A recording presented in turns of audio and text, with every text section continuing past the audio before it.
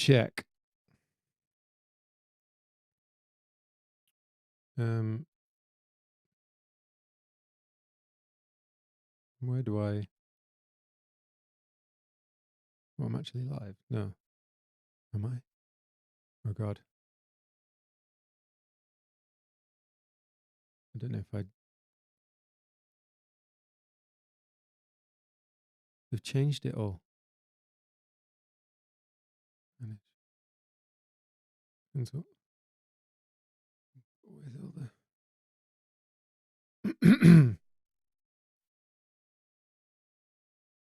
I am so confused. Okay, so it is live. Brilliant. That was helpful. Hi everyone. This is not how I intended it to go. It's been a while. Okay, give me a second. Let's do that. Bear with me.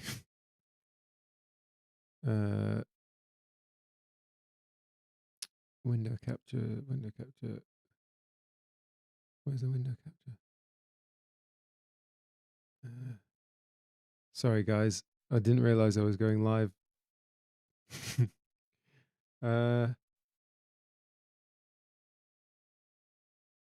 Main chat. Where's the chat? Something's gone wrong. Window capture. Pop out chat. There we go. And let's put it there. Okay. And then copy. Paste. There it is.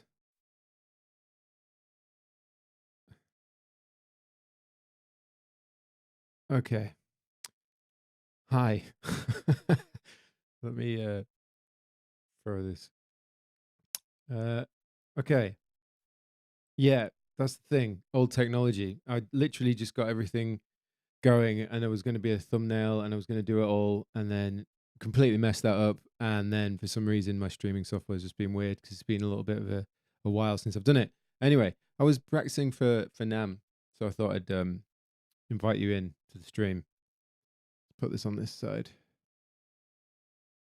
Can I do that? Where is it? Oh God, it's gone. OBS. There it is. That's better. Give me 1 sec.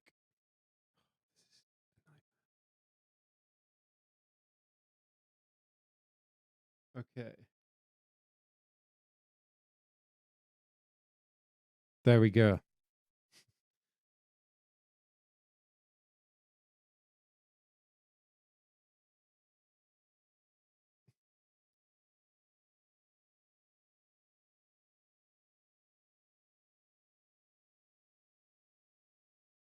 All right. Hi, everyone. How's it going? I'm doing my live stream, trying to get everything set up. So forgive the start of this bloody live stream. It all went wrong. Cup of tea. And yeah, let me grab a guitar.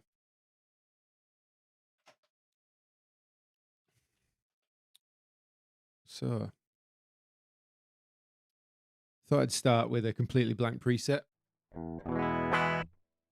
Let's throw on some stuff. Yeah, so I'm going to be at the NAMM show next week, and I'm doing a clinic in LA actually on the Wednesday 21st. If anyone's in town and wants to come along, it's going to be fun. I'm going to play a bunch of songs and hang out really and dial in some tones. It's in collaboration with Sterling by Music Man and Ernie Ball Music Man. So I'm going to be talking about my Sterling Sabre and my Ernie Ball Sabre, and yeah, just having a good time, just hanging out. So it should be fun. Anyway, let's get a tone going. Amp. get the usual bad boy on the brew. Let's get a cab. Let's do that stereo. And then my IRs. Let's go that. And then go that. Drop that to 6. Okay, what we got?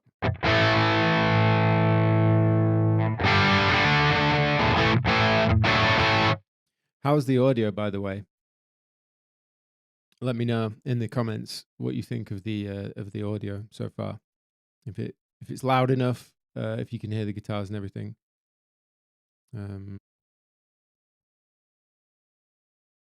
Then we're all good. Plate lush.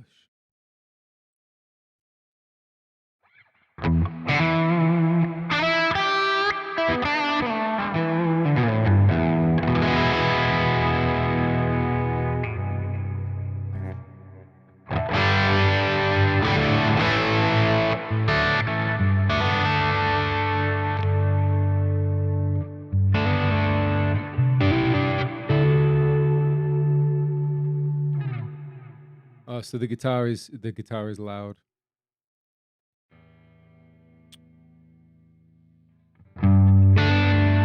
Check 1 2. Yeah. I think it's because I'm not talking right up to the microphone. That's all. Let's remedy that. Boost a bit of the input gain. 1 2 1 2 2. Yeah.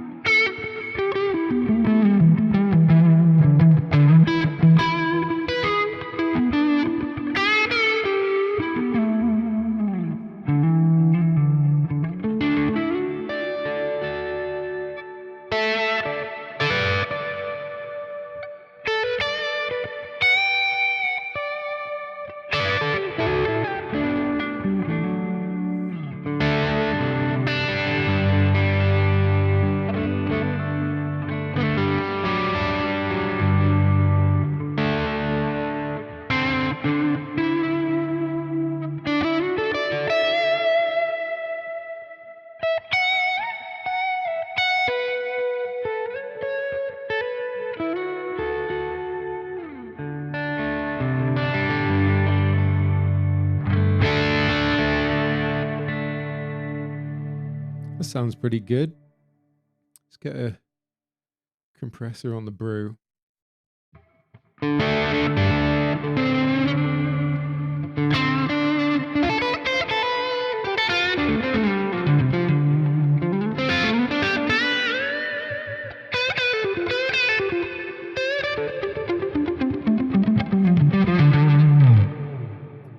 Nice. In case you're wondering what I'm doing, you can see Cortex Control up there. And I'm just messing around with that's the Kraken amplifier, channel 1. I haven't actually adjusted it at all yet. Let me do a bit of that.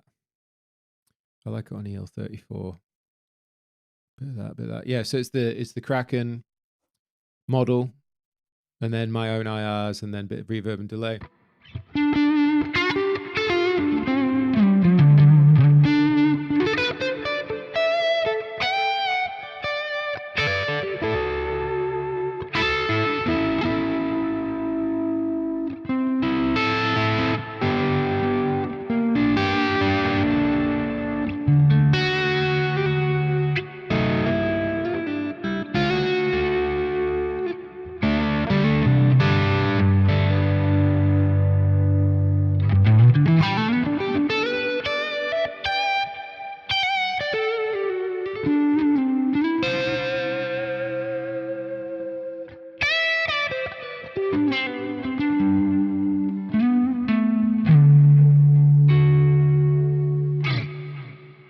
pretty good. Turn down some of the compression. Also, the weather's absolutely terrible outside. It's been raining all day. It's grey. It's cold. No one likes it. Right. Now I've just about got my bearings. Where was I? Now I've just about got myself calmed down and set up. Honestly, the start of the stream was really stressful. I don't know if you could tell in my face, but the idea was that I was going to get all nicely set up, get a nice little thumbnail going, you know, prepare myself, get it all ready to go. But the stupid thing with YouTube is when you go to do a live stream, you have to, you click go live, and then you get taken to this part of the live stream software where you set it all up, you do the title, you do all that stuff. And then you have to use your streaming software, OBS, send the stream key. So you click start streaming. And then I went onto YouTube. It's just going. And I didn't even get a chance to, I don't even know if it's titled the right thing. I don't even know. They've changed the interface as well, which makes it even worse because I don't know where I do all that stuff. I've no idea what the stream's called. So that's just great. But anyway, we're here now. So make the most of it. Tell you what I'm going to do. I'm going to bring OBS back over here so I can actually see properly what's going on. And then I'm going to leave my chat box here. I think that's better. Fanan gelling with stuff, my beloved pre-NAMM show practice live stream. Okay, cool. So it did get the right title. That's good. Let's have a look at some of these comments because I was just so wrapped up in getting stressed about this. So we got lots of people on. I always do unannounced live streams because I just feel in the mood to do it. So I'm like, yeah, let's do a live stream and see how it goes. Yes, Vower are playing next month. We're on tour, which is going to be cool. We're out with a band called Gran, so that's going to be fun. Playing a few new places, Austria. Somebody said there. We're playing Milan as well, I think. See you at NAMM next week. Yes, you will. I know you're a Victory guy, but I don't really play Orange. No, I'm not really a big fan personally. Nothing wrong with them. Lots of people sound great on them. It's not really my type of tone for me personally. Right. Yeah, lots of stuff. Do I still have my JP15? Yes, I do. It's so emotional. Josh, ladies and gentlemen, Josh is on the live stream, singer from Vower, so you can all troll him. Thank you. Yeah, I've got caught off guard again. Thanks, Josh. Let's see. Yes, I've got my JP15 still. I do love it. The neck's really, really thin, so I have to sort of get used to playing it a little bit. But yeah. You know what I'm going to do as well before I go off this bloody preset? I'm going to save it like that. So we're good. We got some. Let's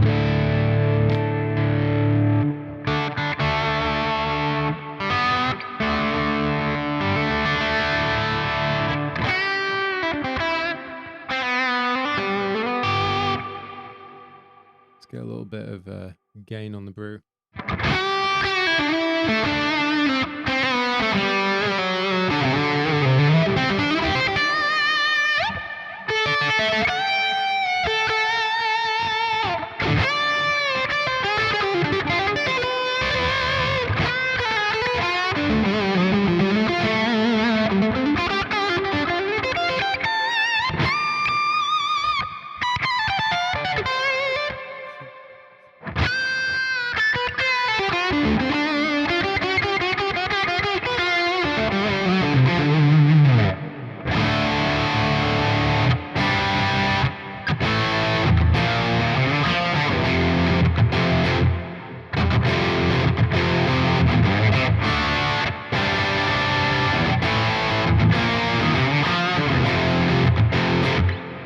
$10 points to whoever can tell me what song that is.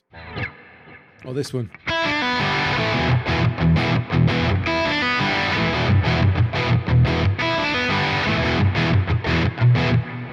Same artist.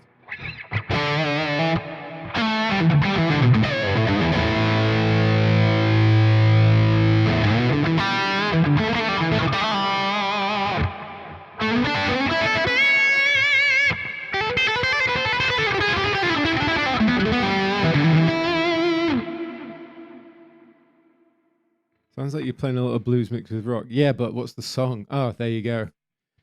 Brass Reich. Yeah, it's Brian Adams. Bit of B-Rye. I'm gonna put a overdrive. What was the same one? Hopefully you can see what I'm doing now.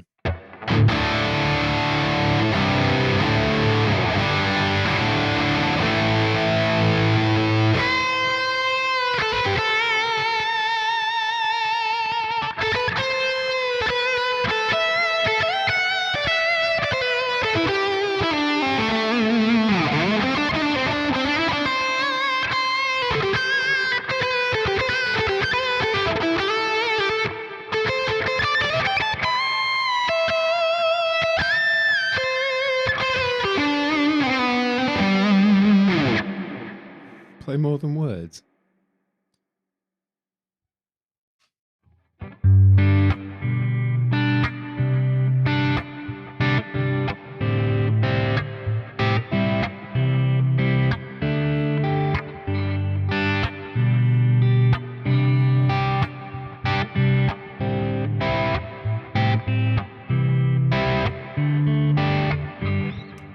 Everyone knows more than words. Oops, sorry. Anyway, back to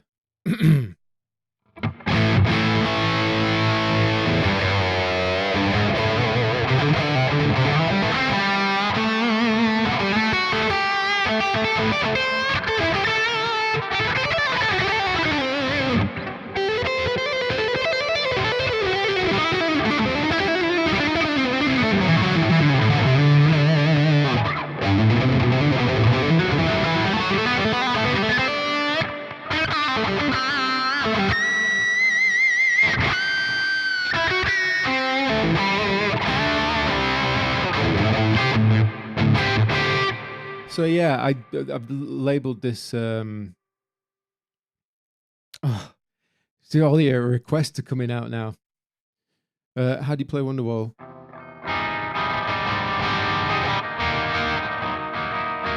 Something like that. If you're playing Extreme, can you play the middle section from Cupid's Dead? How's that go?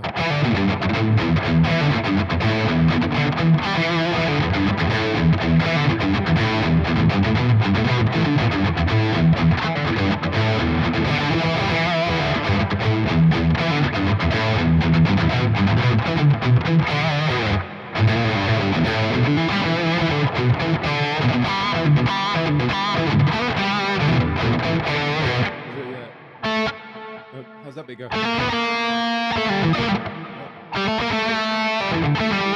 don't remember that bit.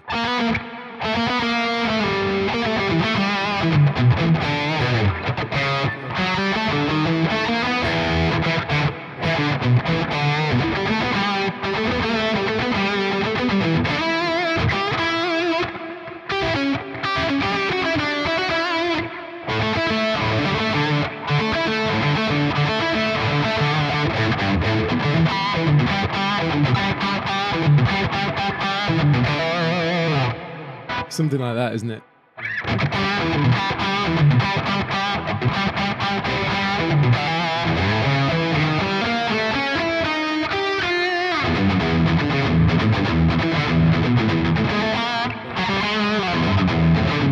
I mean, it's years since I played that.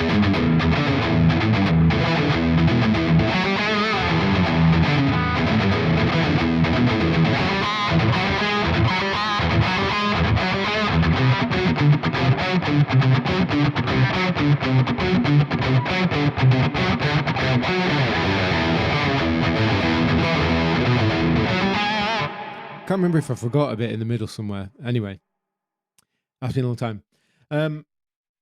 You don't need to take your gear to NAMM with you because you already have it all there for you. Well, that is true. But if you know, like, I could pick up a saber off the wall, but obviously you get really connected with your guitars, and it's the same guitar, so I could definitely use it. But like this one, like the neck on this one, I've used. This is one of my oldest ones, and I've just like, I don't know, the neck's worn in. I really love this one. It's great. But yes, in theory, I could just take it off the wall.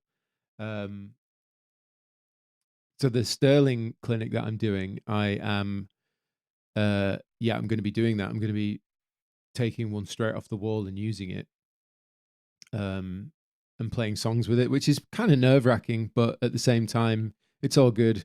I'm taking one saber with me, one of my Music Man sabers, maybe two. I haven't decided yet, but yeah, I'll be taking one of these.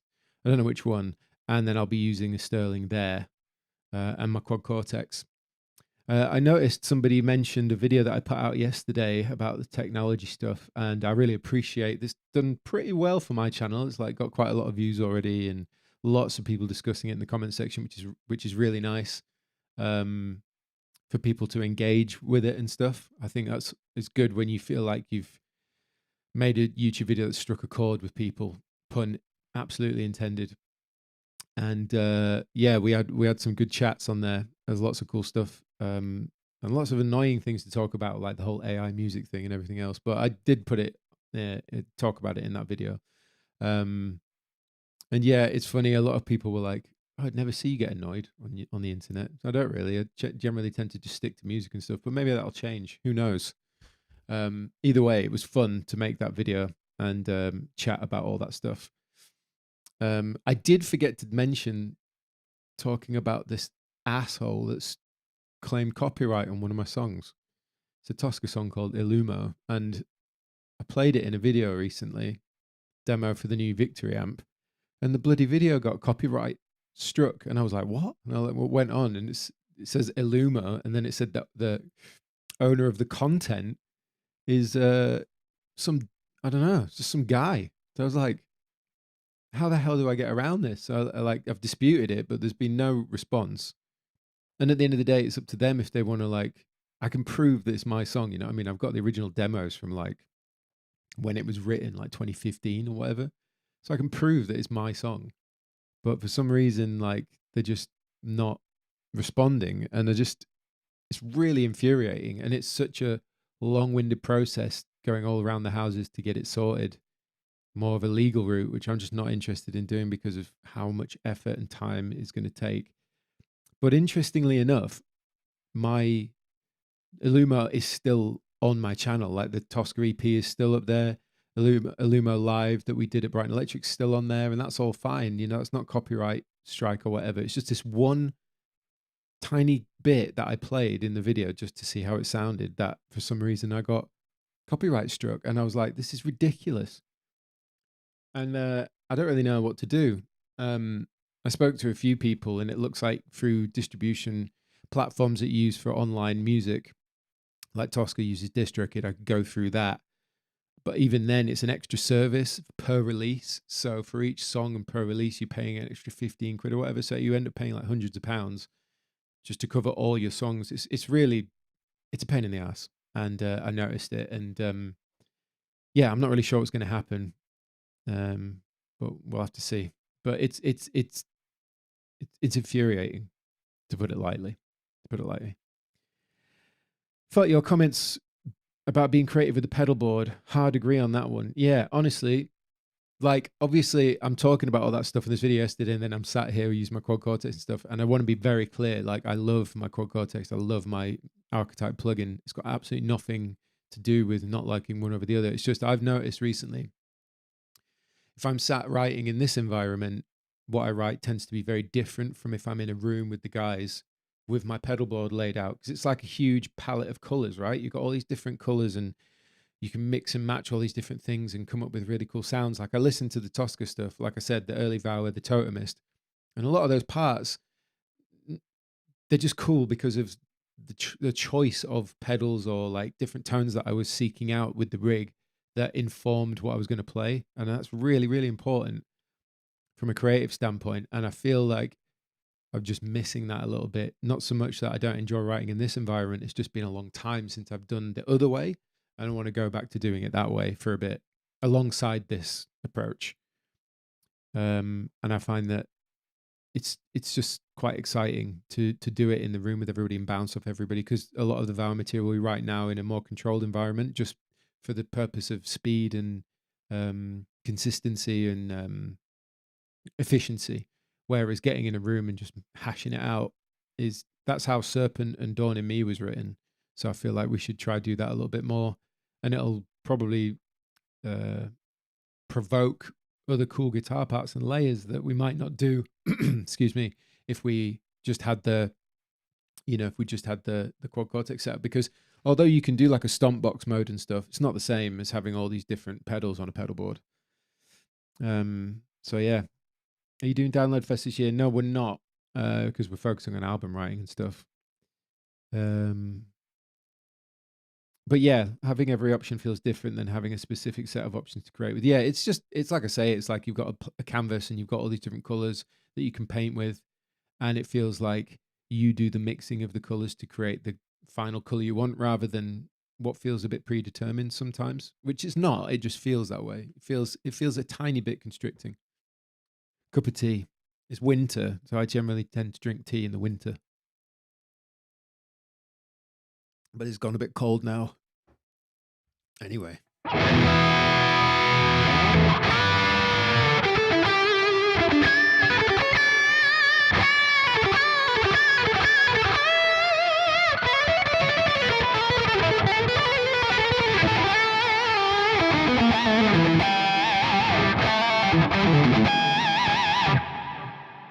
This tone's a little bit interesting, isn't it?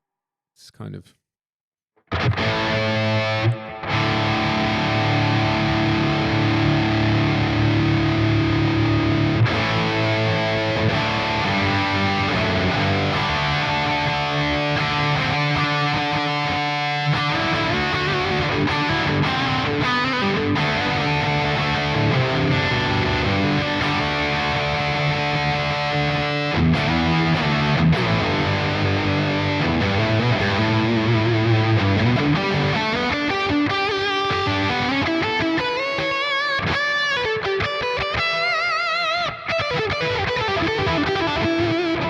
So I've been working on a couple of things recently.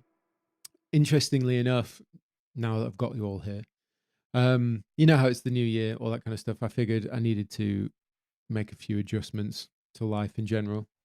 And one of the things that I wanted to do this year was plan my time more. So I don't know if you can see behind me, just above the mic there is a whiteboard, and on that whiteboard has a list of activities that I want to try and grab, that I want to try and achieve each day, each week. And so far it's been pretty good. Obviously it'll come into full practice after NAMM, because I'm leaving on Sunday.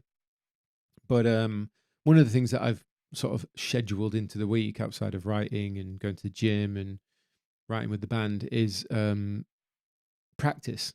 So I never practice guitar, ever. Like I play guitar, write parts, and sit and just noodle away, but I don't sit and practice. And it's really been something I've wanted to improve on a lot. Stumpy, I don't know. Yeah, Stumpy was on my last stream and he was a legend. Maybe he'll turn up, you never know.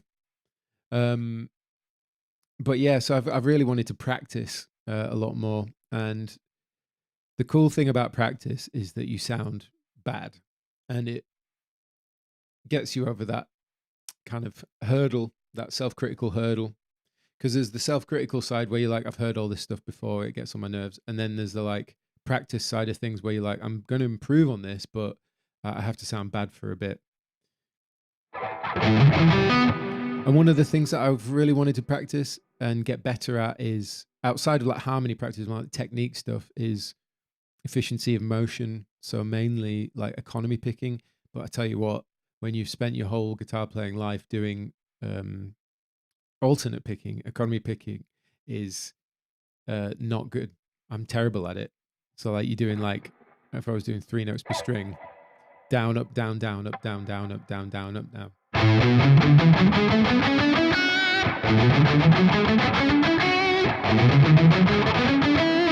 And I'm just sat there over and over again trying to do it. To the point where I can get it really, really fast.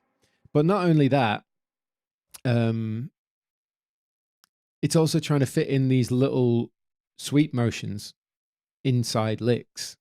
One of the ones that I've been practicing it on is in the song that I do with Jack. So I do it's Gran Turismo track select. That.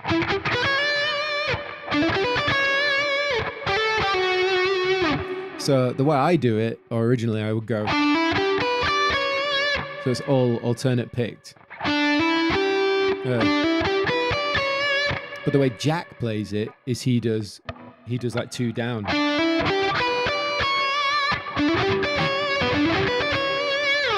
And I'm trying to learn it that way. And the same one again, we go. And he goes.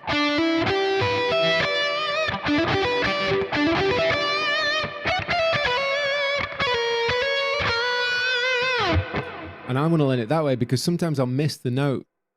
And I'd rather have this kind of efficient way of doing it. Yeah, that is a rough change. It takes a long time, that economy picking thing. I was chatting with Nolly about it actually, and he's in the mindset of like, you go one way or the other. You're either an alternate picker or you're an economy picker. And not like a hard rule on it, but like that's his opinion on it. I was like, yeah, I know what you mean. And I've spent most of my guitar playing life alternate picking, not least the fact that I'm left-handed. So my picking hand is always on the back foot. And that's why I get really angry with my playing sometimes because it sounds sloppy or whatever. It's because my picking hand isn't quite, I've always got to try harder, if you know what I mean. But I would like to incorporate a bit more of that into my playing, whether it's just like your classic, which is horrible, or like I was saying, adding these little...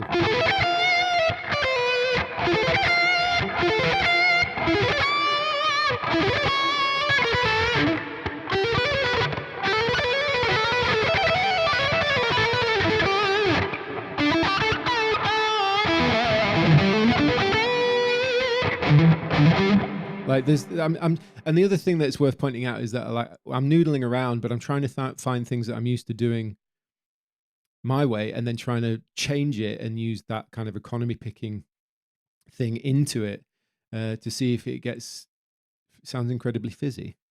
Does it? You don't like my tone, bro? Just the tone that I've gone for, to be honest.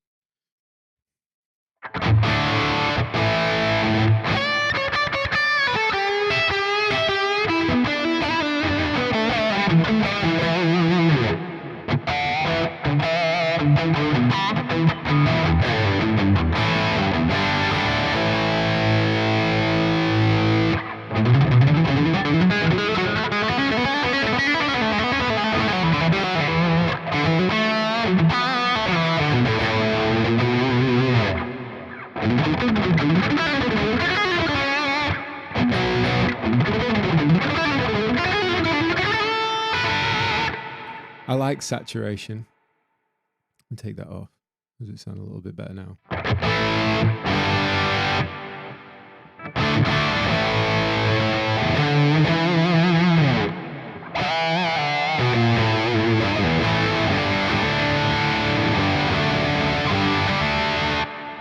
I was also curious, how do you manage to shred so hard yet you keep it so tasteful in vower? I love that you're not noodling in vower, but I always wondered why. Just me, and thank you very much, my Hulk. I don't know. Thank you. That's very, very cool of you. Me and Joe just agreed, or loosely agreed, I suppose, unofficially, that we're not really that fussed about guitar solos. That may change. Both of us like that kind of thing. But I don't know. It's not. It doesn't feel like the kind of band where you're just going to go in on solos and shred and all that kind of stuff. You know what I mean? Yeah. Don't forget to breathe while you play. Yeah, sometimes I forget. I just hold my breath for a big lick. Maybe a little too much 8K. Oh, we're getting technical on it, are we? Right, let's do that. So let's get a little bit of EQ in the parametric 8. So someone said 8K. All right, let's have a look. Let's do it. Frequency 8K. That's close enough. Let's see.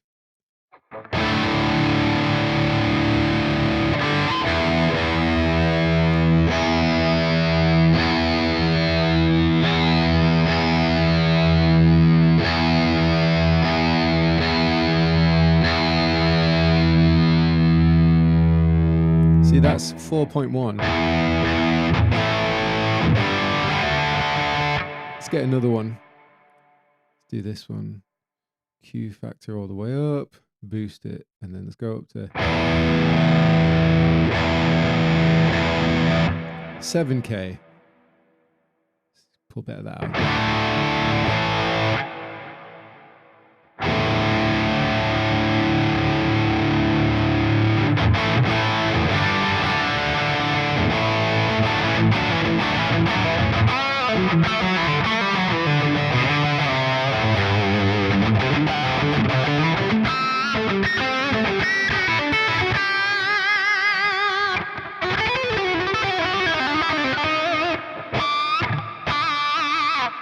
Oh, it sounds good.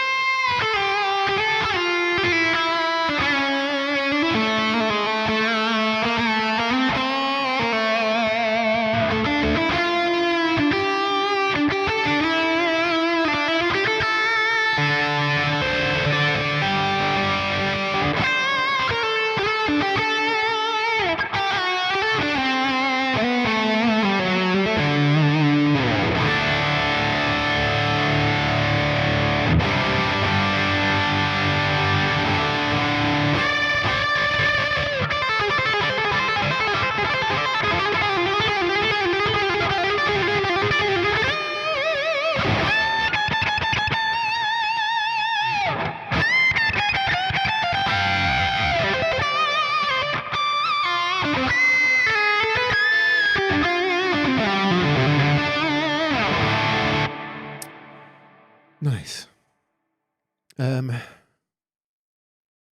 Yeah, it's quite a fun sound. How do you set your noise gate? The noise gate is on. It's just on standard. I mean, that's it without. Not too bad.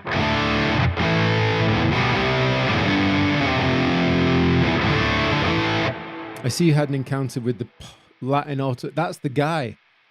Chat, that's the guy. See this comment here from the Globule Returns. Latin auto perf. That's the dude that nicked that's copyright claimed my song, Tuska. And don't know who that is, but it's not just me that person is attacking. There's plenty of people, and it's bollocks, as they say in the UK. Might have missed it, but what's your thoughts on power conditioners affecting your tone? I don't know. I don't have an opinion on it because I've never looked into it. Maybe it affects it, maybe it doesn't. I don't really think about it too much. He seems to be doing the rounds on everyone somehow. Yeah, I don't know who this Latin auto asshole is, but if I ever see him, I'm slapping him on both sides of his face. But I don't like to promote violence, so maybe I'll do that verbally. Any chance you capture the Buffalo effect? Yes, I really want to dive into the Capture 2 stuff. Going to be doing that after NAMM. I'll make some videos on that. I was chatting with Dan at Neural about doing some more regular content, Neural related. So I was thinking of maybe capturing a bunch of new stuff, pedals and all those kind of bits with Capture 2 that we could talk about in videos, and then I can show on live stream and share them and all that kind of stuff. He is relentless and notorious. What's crazy though is that he went and found that one tiny clip, like that one tiny bit of the song is where I got the copyright strike. And that's what I don't understand. The full song by the band Tuska is on my YouTube channel, and that's fine. So why this one bit? It's don't know. It's crazy. Crazy. So I did say I was practicing, and so far I haven't. I've fumbled my way into the live stream and then chatted at you, and then just randomly made a tone, and now I'm just chatting nonsense at you. So I'll tell you what we'll do. I'm going to save that, and I'm going to play a little song. How about that? Yeah, it was. Stumpy, he's here. Guys, I want you to meet Stumpy. He made it. He made it to the chat. Stumpy, goddamn Stumpy. He was here last time, and everyone said hi to Stumpy. So can you all say hi, Stumpy, please? While I pick up another guitar. Thanks for dropping in, Stumpers, as you get called in the UK. Stumpers. There he is. See, it's your boy Stumpy. You gotta love it. I hope I meet Stumpy one day. Oh, is Mike there as well? Mike of the Doors is here too. Sick. Look, see, Stumpy. Oh, it makes me so happy that Stumpy gets all the love. Right. God damn, Stumpy. Okay.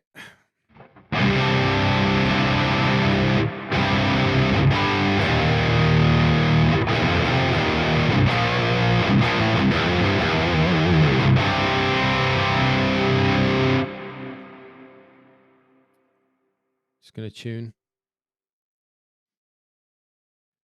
I wish I lived in Cali, man. I would be at your clinic. Oh, man, I wish you did too. I'd love to shake your hand and be like, I met Stumpy in real life.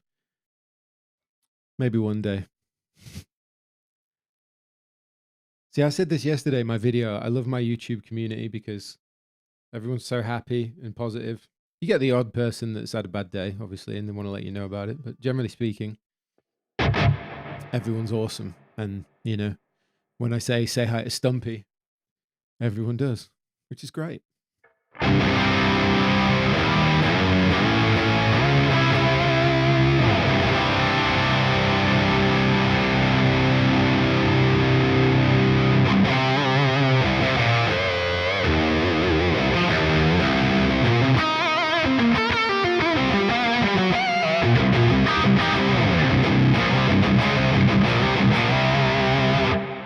That's a lot of reverb. Right, so yeah, I was gonna play a tune. So I want to test out the volume levels of stuff first. Cause I don't know.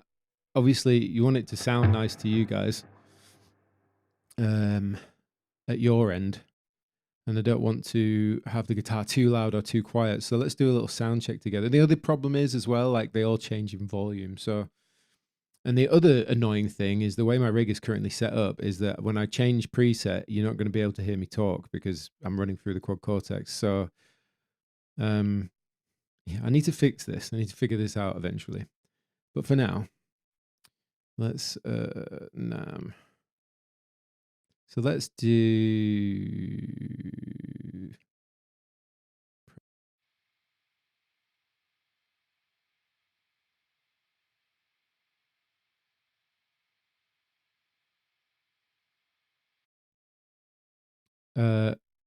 Also, chat, what I need you to do to help me here is when I go on to another preset where you won't be able to hear me talk, can you comment if the guitar and the track is sat nicely? I'm counting on you, chat. Well, let's give it a go. So we're going to play Monger by Tuska because I wanted to do that at NAMM. So once I change this preset now, you're not going to be able to hear me talk, but I'm going to change the preset. I'm going to start the track, and then I want you to let me know if it's the right levels and stuff. So either track up or guitar up or track down, you know what I mean? So let's do it.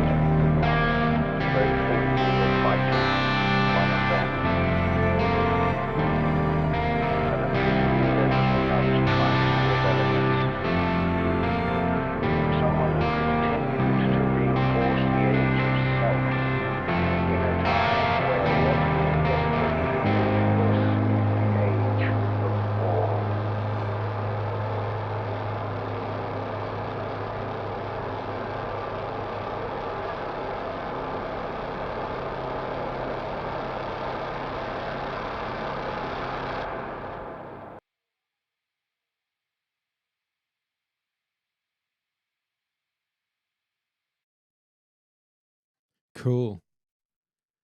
That's really fun to play. And it's almost a tiny bit emotional playing that song. Just because, like, oh man, we had such a good time making that album and getting to play that at like Download Festival and places like that. So much fun to do.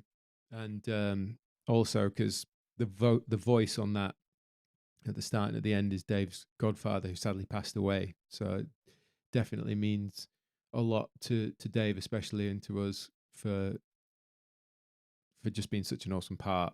And yeah, just, you know, like, I love where we're at now with Vower and everything that's going on with that and all the love we're getting for that, but it doesn't change the fact that you miss things about your previous projects. And yeah, I definitely love Tuska still.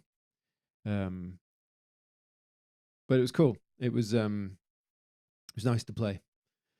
Did some of those Tuska riffs exist back in the 80s? Yes. The one that you're probably referring to is this one. Whoops.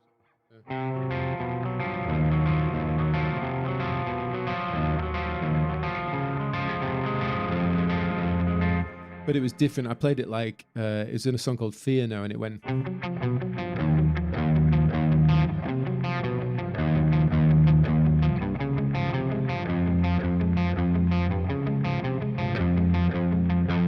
Like that. I'll turn my guitar back up a bit. Yeah.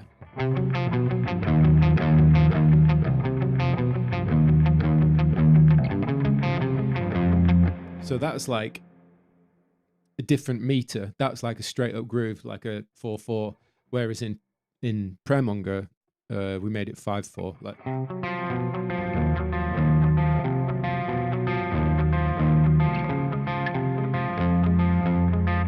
Like 1 2 3 4 5 1 2 3 4. I can't even count that fast, but you know what I mean. And the cool thing about that section actually is that, so I can play, it's the backing track, so you don't hear the guitar as such, but check it out.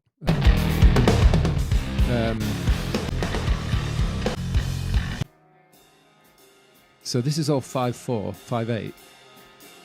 So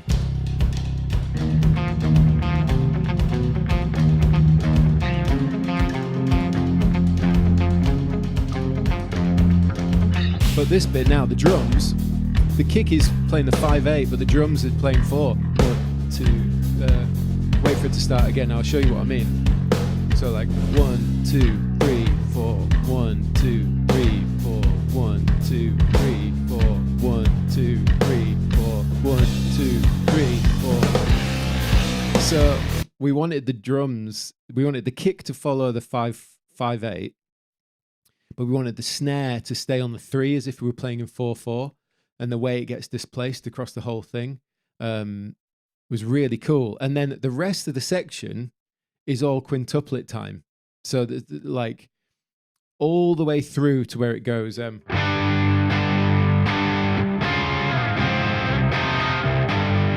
Is all quintuplet, so like. You still got that 1 2 3 4 5 1 2 3 4 5 1 2 3 4 5. Like, I can't count that fast, but you know what I mean.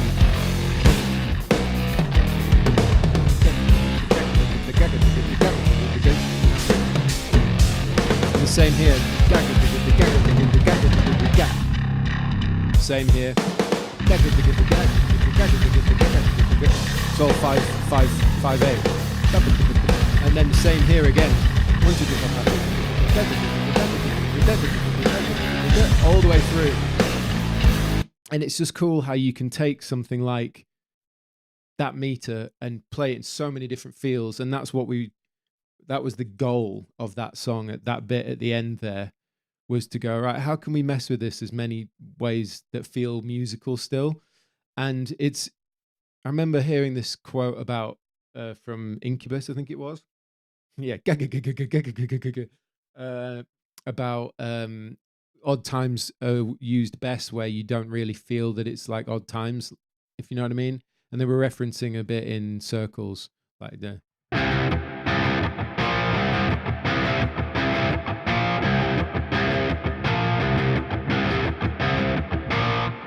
They're talking about that bit, I think, but that always stuck with me. It's like, yes, it's in odd times. It's 5/4 or 5/8, but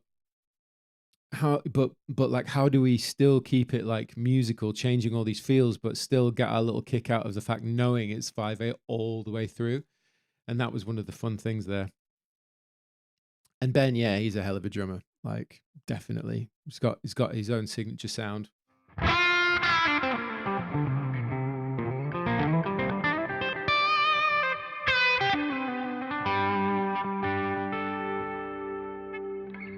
Easy to get into the weeds with meters and make something unlistenable. Yes, it is, and particularly in prog, that's very easy to do.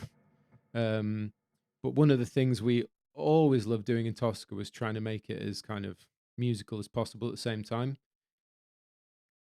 Not really thinking about it from point of view of like how odd is the timing in this, but more just like, yeah, how wacky can we make it without necessarily paying too much attention to the theory and the you know, that side of it.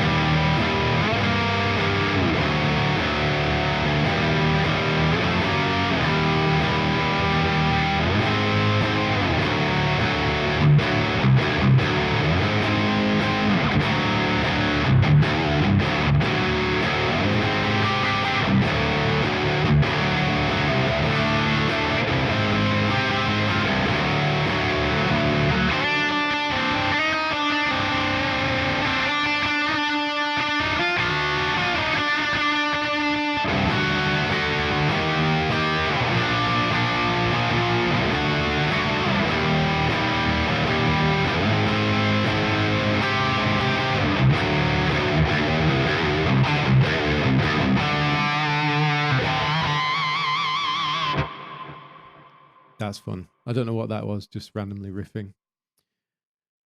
I haven't been paying attention to chat too much. I got a bit carried away with playing a lot of Tuska. Drop the QC preset. What, the Monger preset? I could do that. Been learning a cold breath from your stuff. Oh, cool. Thanks, man. That's funny. That was like just a random little bit of fun that I had one day, and I came up with it, and it was good. How does it go? I can't remember. It's the thing with these things. You come up with them on the random, and then you just forget them straight away.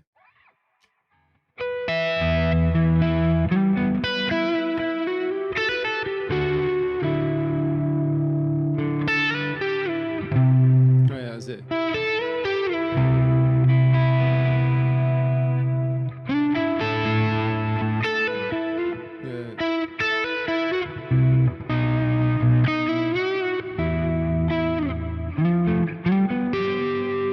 Oh my God, how embarrassing.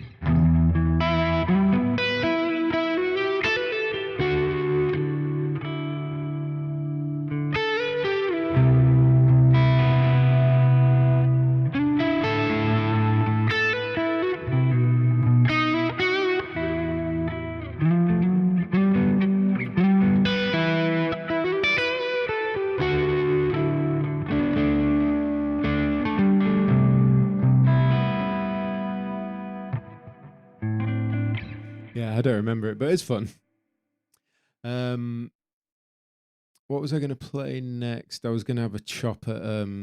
basically, I'm working through a bunch of the songs. 64 minutes in and he finally made a mistake. Make a lot of mistakes.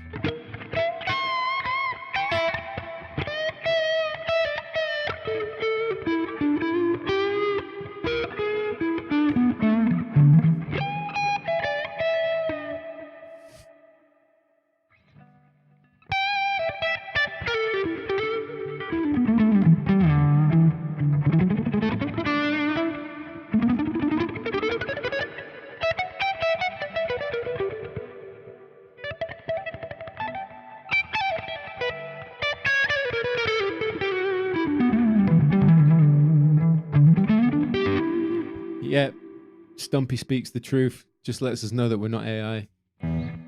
Honestly, I tell you what, because I saw a few videos come out about the AI thing, and I saw some like different musicians like backing it, and I'm like, that's total bullshit, really.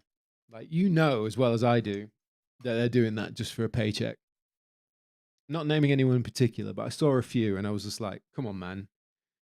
You as a musician that have worked hard for years and years and years and got perfected your craft and got good at it, like, you know how much this is detrimental to the world of musicians, you know, and the world of music. So the fact you're promoting it just for like what, couple of grand, whatever you charged, shameful. Should we play a bit of Strat?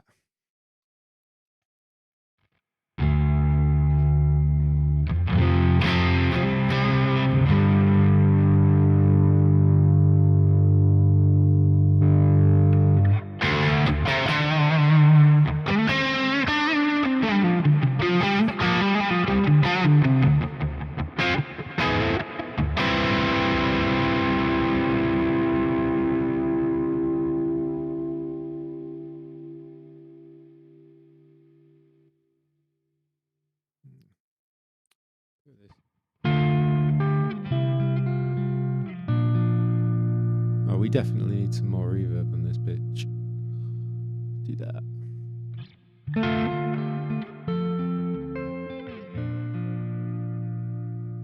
Lovely.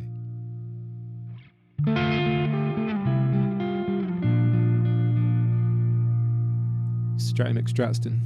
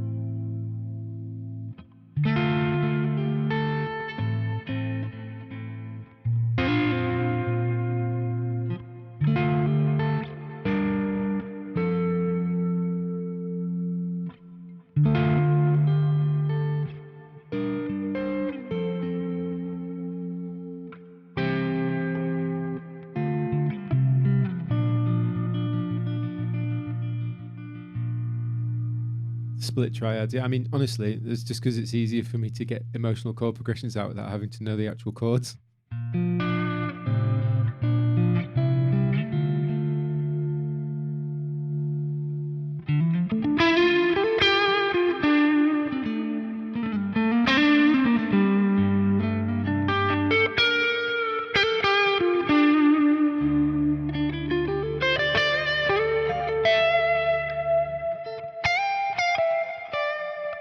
What is that?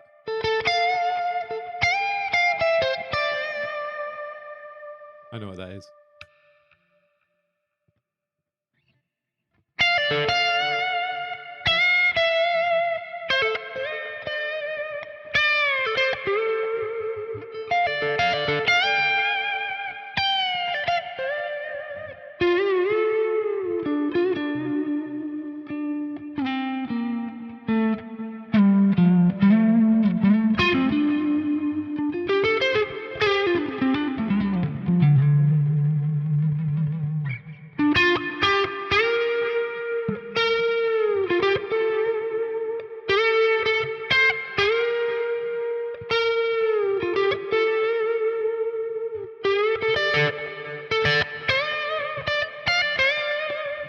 It's like, it's way more gainy than that, isn't it?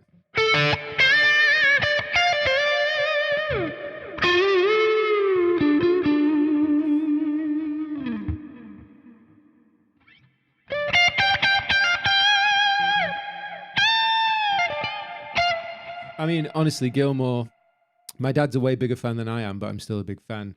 And I honestly think that a lot of that sort of like style that I like to play kind of came from that.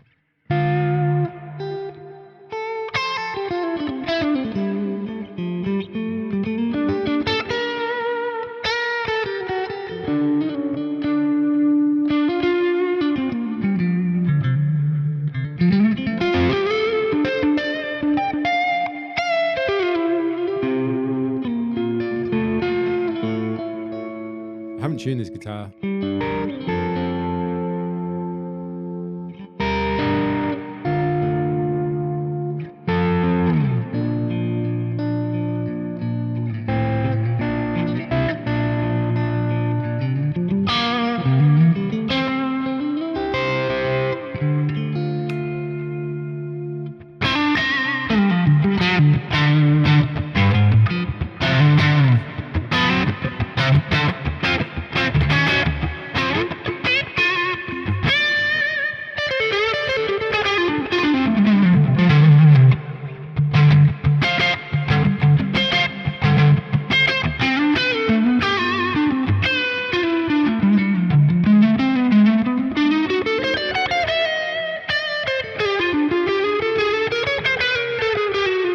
Sometimes it's fun to like, too much reverb, but sometimes it's fun to kind of like get yourself in a groove and then just start messing around and see how long you can go before you stop.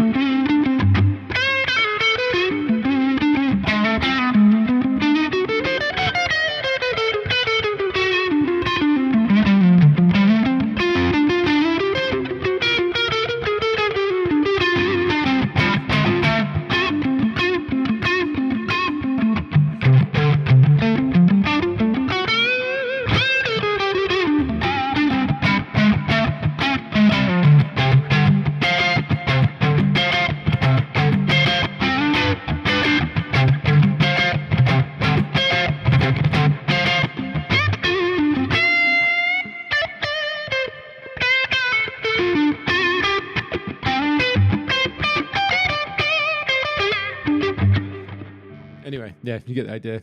And then I stopped.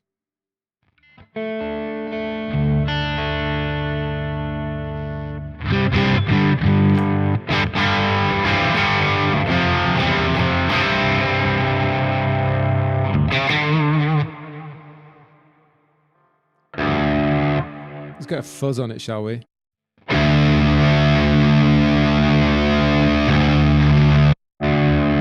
Whoops.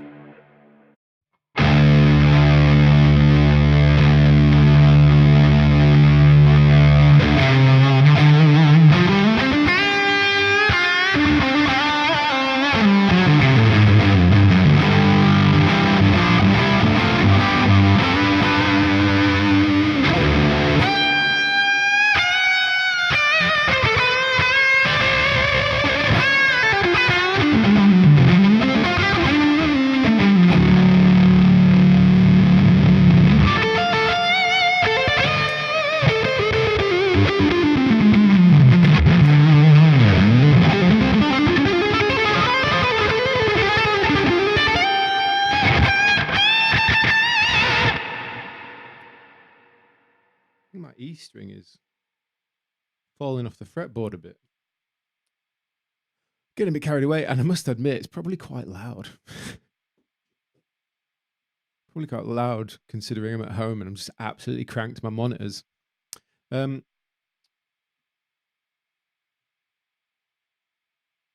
Here's something that you don't see, or you haven't seen yet, because I haven't put a video out on YouTube.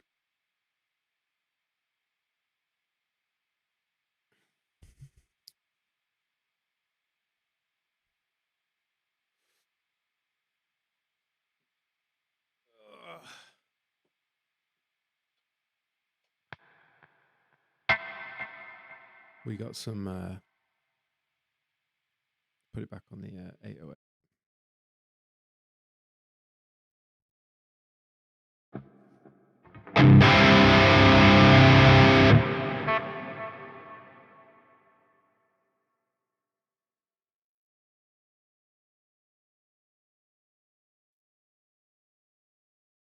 There's a YouTube video coming out on this next week.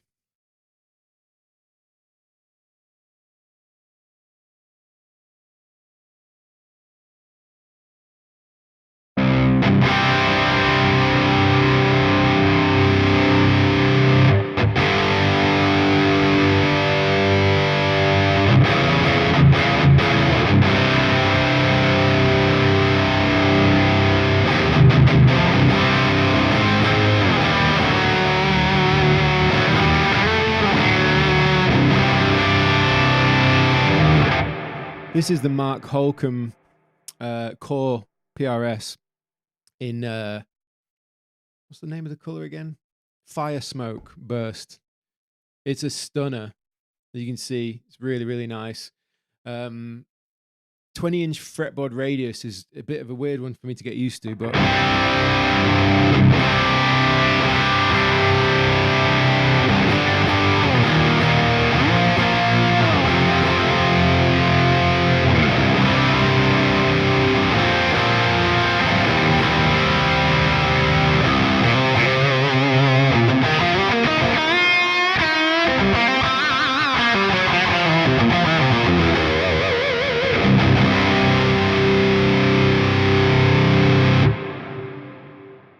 Yeah, I'm streaming it with OBS. Somebody just asked. Should we change to channel 2? See what that sounds like.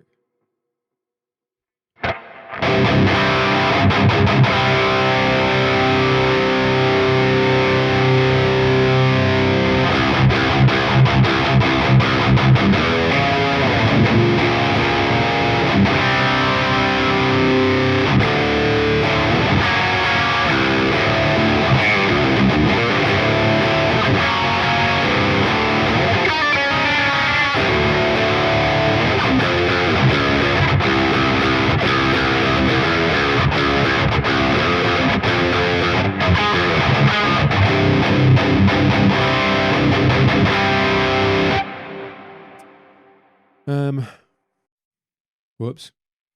I need to do that. Monitors, I'm running the Neumann KH150s in here. Somebody said Alumo. Is that what I was about to play? I don't know if I was, but I will. I don't remember it all. I haven't tried to play through it in a long time. I'll just play the intro, maybe. Do a bit of that. Do a bit of that. Oh yeah, wrong amp. There we go. Actually, if I do it, my live stream might get copywritten by that asshole Latin Auto Pert or whatever his name is.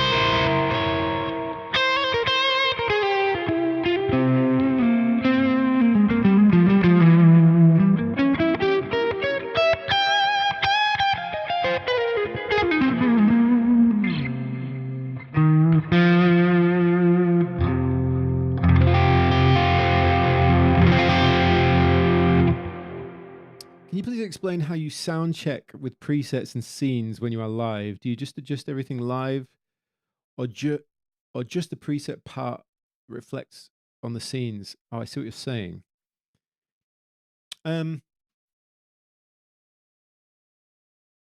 All my presets are set up in scenes.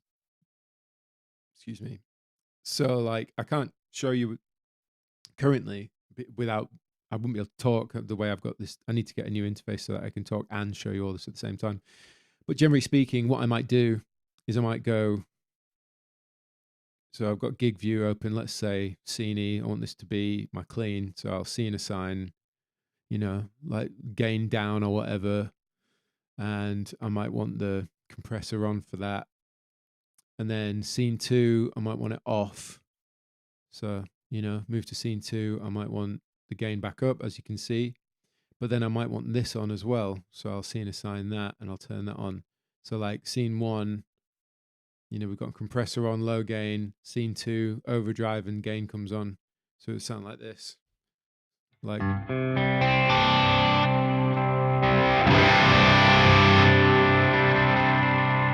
And that's generally how I do it. I design everything around scenes. What I'll do is I'll set the like master of the amp. I'll set the EQ of the amp mostly. Things like that. And they stay. The only thing that might change in scenes is gain. And then outside of that, I'm just turning on different pedals. And also I'm scene assigning the amount of reverb and delay I'm using depending on what I'm doing as well. Do I MIDI timecode trigger scenes from backing track? No, not currently. That's something we want to get into though, eventually. It would be nice if we could do that. I mean, at the same time, it's nice to have a pedal board on stage and do stuff that way. You know, don't get me wrong. It'd be nice for it all to do it by itself so I don't have to like, you know, necessarily worry too much about it. But ultimately, I still enjoy the tactile thing of, you know, actually playing the pedal board. It's part of the gig. It's not just playing guitar, you know. As much as it'd be nice, it's nice to play the pedal board too. Loved a bit towards the end of Alumo, the final clean part where you pick up before the end. Yeah, I genuinely am worried about playing Alumo on my videos anymore because of the stupid copyright claim. Oops. Shall I do another song? I was planning on practicing a couple more songs for my NAMM show vibes.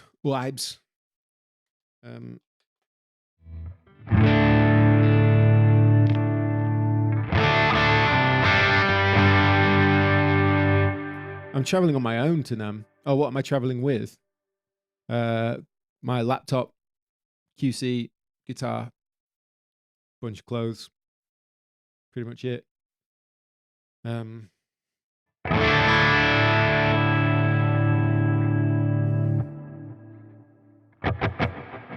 Oh, Genghis Wakes.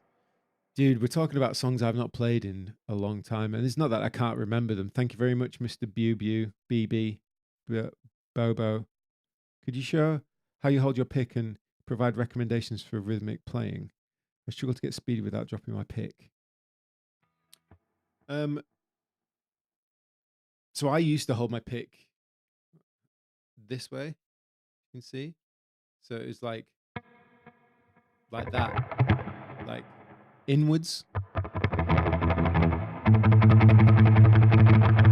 which is weird.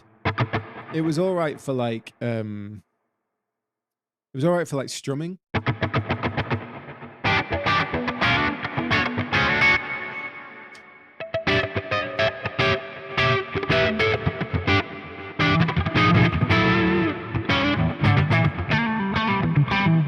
But then I changed it to like that. So it's very much the traditional way of doing it. So this last piece of your index finger, you place the pick there, sit your thumb on top, and yeah, I hold it like that now, which I actually find a lot easier for alternate picking. And the strumming thing, sometimes I prefer doing it this way, but generally. And then do this on Twitch ever. I should. Oh, yeah. Sup, Dave? I just see you there. Looking up to you, NAMM. Yes. I should do it on Twitch. I should do it on Twitch.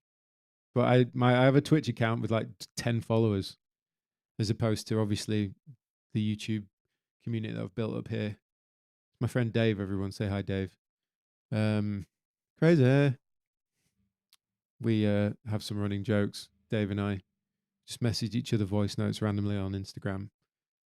I got to catch a glimpse of these warlocks. Let's move. I should do it on Twitch. Yeah, I'll probably set up a Twitch account. Do both. Oh yeah, you can kind of do it at the same time. I can't remember quite how, but I know you can stream on multiple platforms at the same time. I should really work it out. I should build up the Twitch thing because eventually it'd be nice to stream games. I'm playing Claire Obscure Expedition 33 at the moment, and it's so good. I'm not the biggest fan of JRPGs, generally speaking. Turn-based combat kind of pisses me off. But where they changed it up here by the fact you can do actual rolling and parrying in real time, that's sick. And so, like, I really enjoy that aspect of it, and I'm loving it.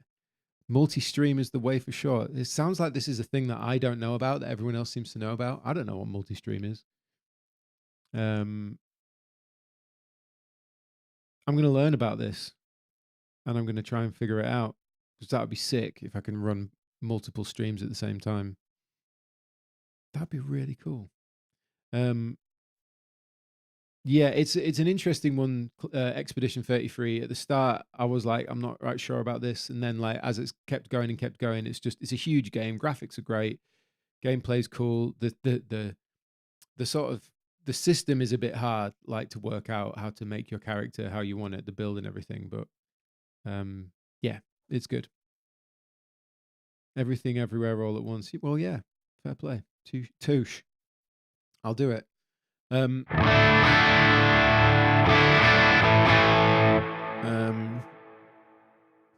I didn't even effing see you at all. Okay, I'm gonna do another tune. I'm gonna do Gran Turismo.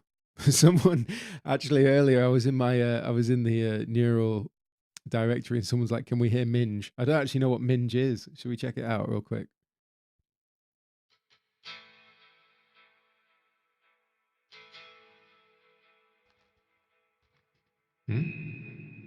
Whoa.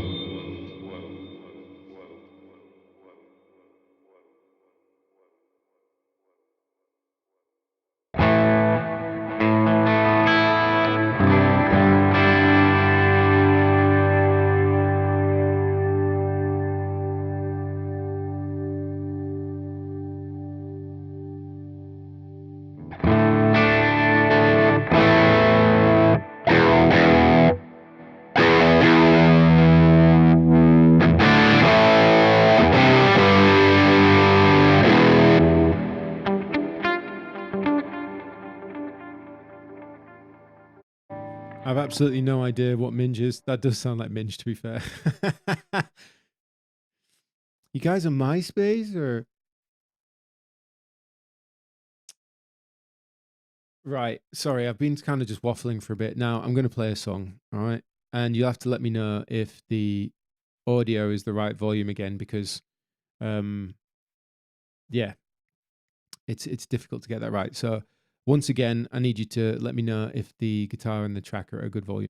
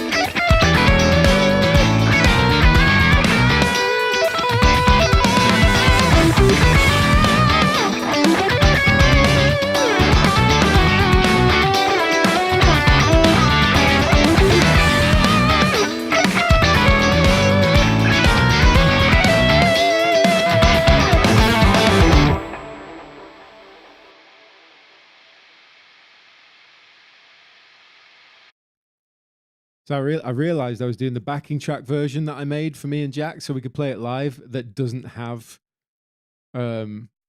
Jack's parts on it. So it made me look really good because when Jack's parts play, it's ridiculous. But Jack and I are going to play that at NAMM. This reminds me of Jack Gardner. Yeah, it's the track that me and Jack wrote together. Let me just do it with Jack's parts. Not the whole song. We'll just go from like halfway through and you can hear just how much I get absolutely owned. It's really fun though. Only one sec.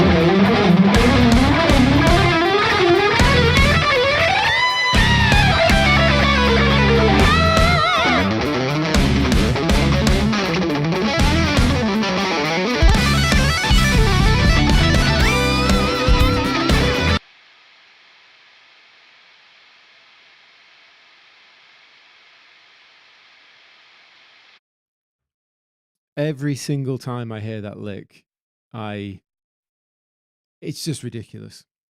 But yeah, the thing about playing along with it, which is why I created the backing track aside from playing it live, is that some of those licks, they're not like to a time thing.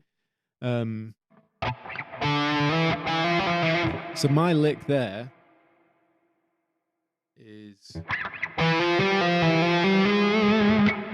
That's the situation going on there. You've got like... let me just pull this up for a sec. Yeah, so my lick's like a half whole tone thing. Like that. And then you go to the next string, so...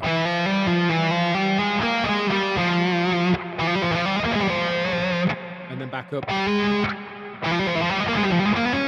And then start again. Yeah.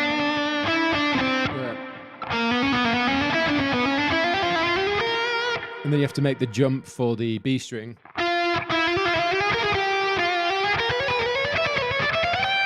And then...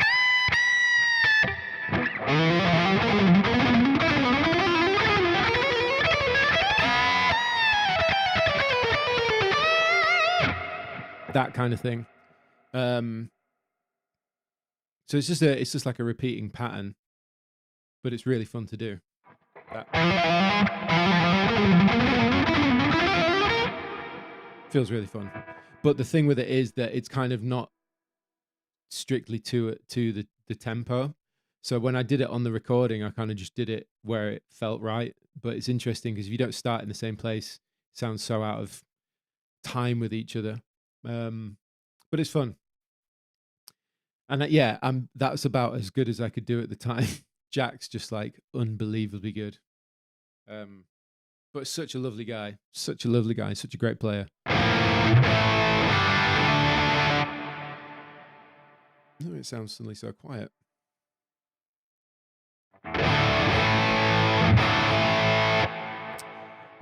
Somebody asked for...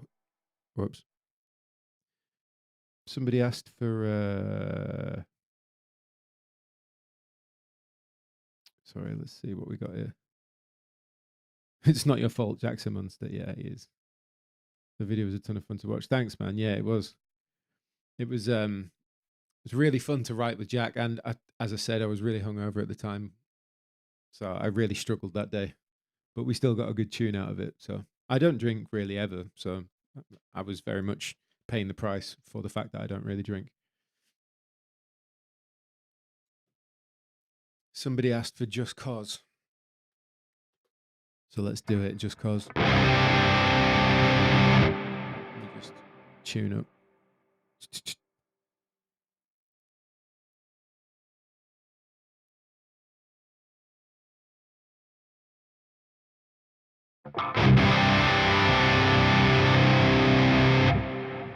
Doesn't sound quite in tune. That tone is butter. Thank you.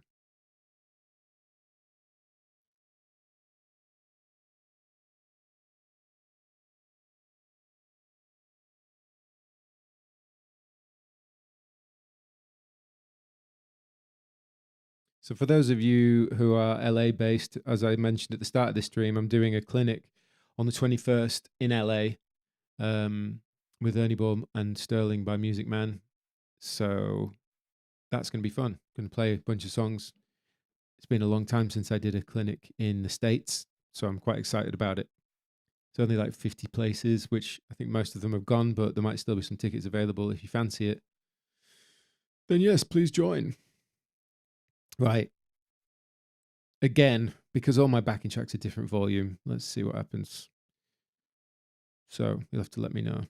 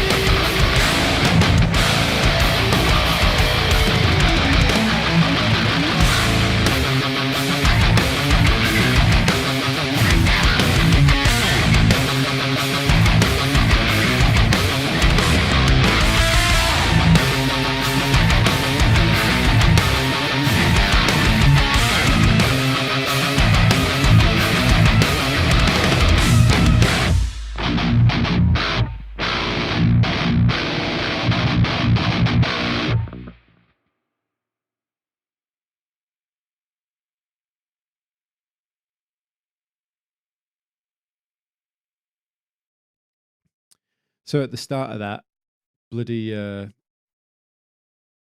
pitch shifter was on when I went to do the lead. Yeah, so lead and rhythm scenes are different pitches. Yes, they are. Stumpy, anything for you, mate. Anything for Stumpy. So yeah, so my guitar is tuned to drop C, and then I pitch down to drop A for the riffs, and then back up to drop C for the lead. But yeah, it was down tuned on there when I went to play it just now. It totally threw me off.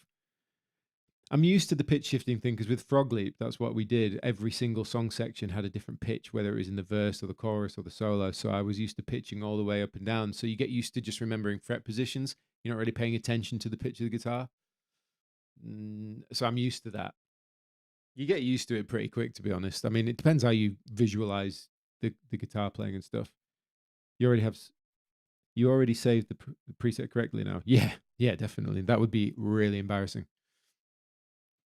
That would suck. Whoops.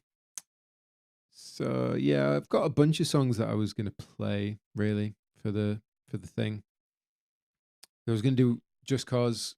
I've got We Are Here, Arrival. I was going to do the Gran Turismo backing track select, and Prayer Monger from Tuska. And I was also going to do this one.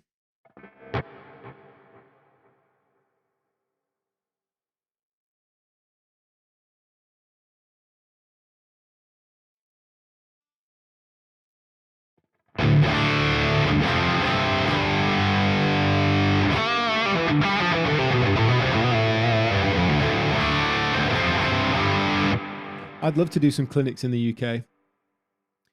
Just depends where, and it's always a risky thing, or at least it is for your insecurities doing a clinic, because you're like, oh, I hope people turn up, and then if no one does, you feel really like no one likes me. They might not. Could you do Arrival on stream? Yeah, I can. Again, I have to stop talking because there's no mic on this. So.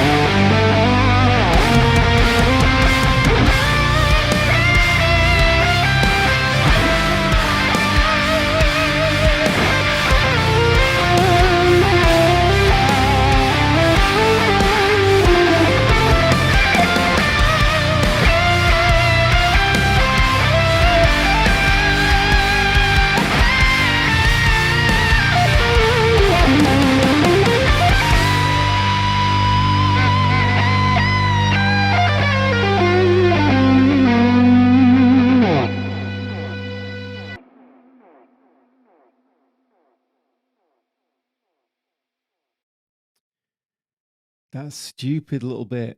That I did that at NAMM once and completely lost my place. It was so bad. That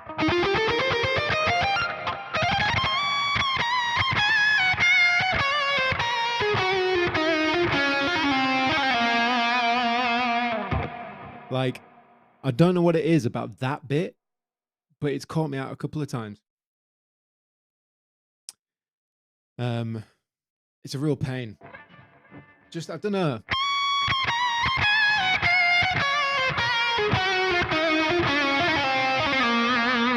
It's like not a thing, really. It's not even that hard at all, but for some reason it catches me.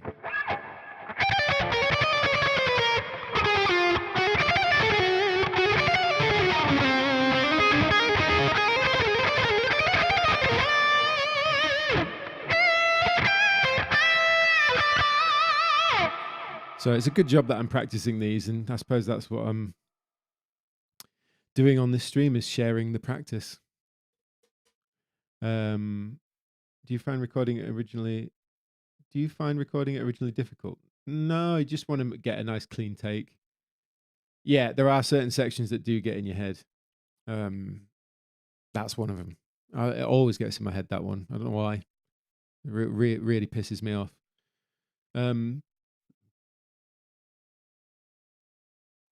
Let's see. What else was I going to do? Oh yeah, I was going to play this one.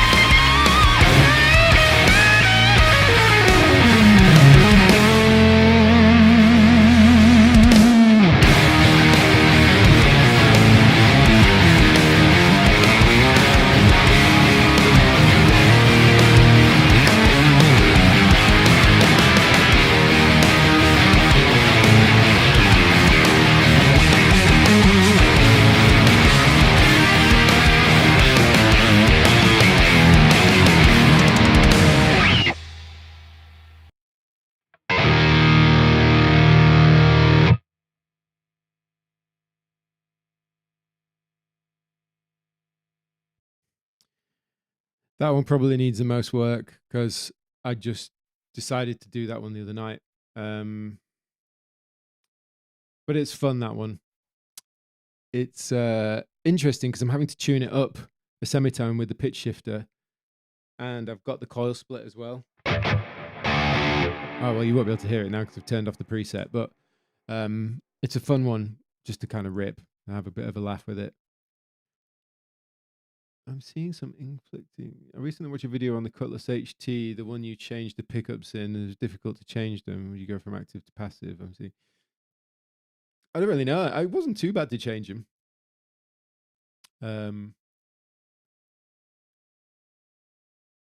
Yeah, it wasn't too bad to change them, to be honest. Inside a Music Man guitar, they have like a little PCB where you solder the wires of the pickups to those specific parts. Like it's all labeled, which is very modern. It works. It's really nice and easy to do. You just have to make sure you got them the right way. Like if you do humbuckers, the reverse polarity, all that kind of nonsense. What fuzz were you using earlier in the stream? It was the Mark III fuzz. It's based on the JHS Bender. This is like the soundtrack of freaking Invasion, bruh. I don't know what that is. It's all quad cortex, what you're hearing now. Is that all my tracks I was going to play?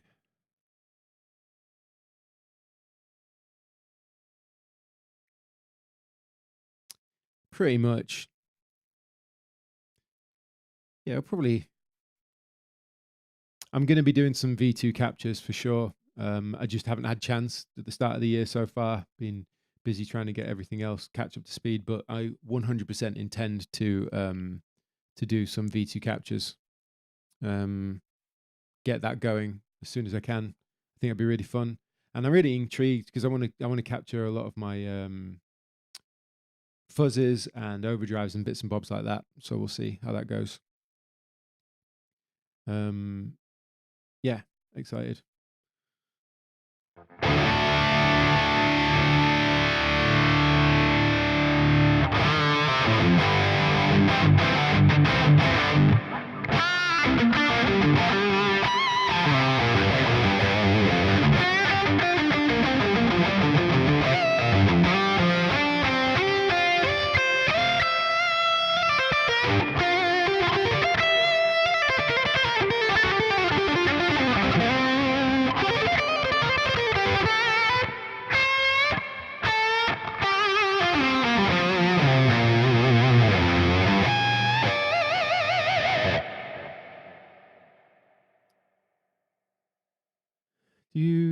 Does your music generate specific imagery in your mind? What does it make you think of? It's a cool question. I mean, it really depends. Not so much imagery, emotions and feelings like chaos or like tension or hope or stuff like that. You know, like the song "We Are Here" that I did for my plugin launch. That the idea there was like a feeling of gratitude, I think, a feeling of pride, a feeling of being thankful, and that feeling of like accomplishment at the same time as like being humbled and like, I don't know. I was trying to encapsulate those kind of feelings because I was so genuinely thankful and felt so lucky and fortunate that I got to make a plugin with Neural that I wanted to write a song that reflected that feeling of gratefulness, but also that recognition to myself that I've worked really hard and got to that point, if that makes sense. And so it was like a combination of those kind of feelings. Yeah, it does have a big fuck yeah vibes. You can tell in the video you're loving it. Yeah. Any plans for a lefty model? To be honest, I don't know. It's really not something I can comment on. To be honest, I can ask them, but it's one of those. You know, it's up to them. If they think that they'll sell, they might do it.